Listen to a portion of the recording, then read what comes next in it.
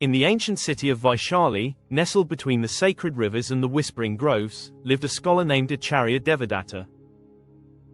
His name was spoken with reverence in every court and classroom. A master of Sanskrit, logic, and poetry, he had taught kings and monks alike. But his greatest pride, and perhaps his greatest challenge, was his son, Aryan. Aryan was no ordinary youth. By the age of 20, he had mastered the Vedas, composed verses that made sages weep, and debated with Brahmins twice his age. His writings were celebrated in temples and recited in royal assemblies. Yet, in the quiet courtyard of their home, under the shade of the ancient banyan tree, his father never once offered praise. Too verbose, Acharya would say, handing back a scroll. Your metaphors lack restraint. Your rhythm falters in the third stanza. Aryan would bow, accept the critique, and retreat to his chamber. But inside, a storm brewed. Each word of dismissal felt like a wound. He saw admiration in the eyes of strangers, but never in the eyes he longed to impress most. One monsoon evening, as the rain drummed against the clay tiles and the oil lamps flickered in the wind, Aryan sat alone in his chamber. His latest composition, a hymn to the goddess Saraswati, had been rejected again. He clenched his fists. Why does he never see me? Never acknowledge me? The ache of being unseen turned into rage. That night, something dark took root in his heart. As the household slept, Aryan rose silently. He wrapped his shawl tightly and walked toward his father's chamber.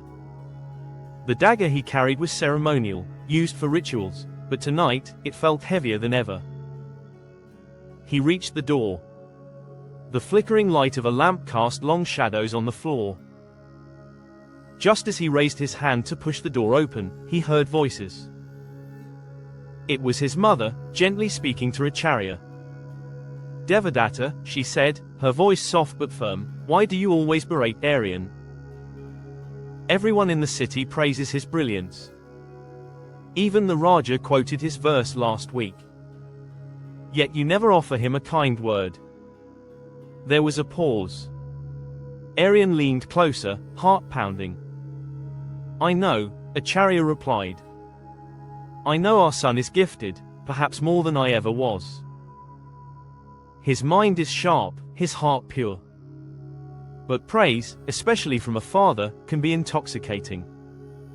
I fear that if I shower him with admiration, he may grow complacent. Ego is the enemy of wisdom. I want him to keep striving, to keep refining. My silence is not rejection, it is protection. Aryan froze.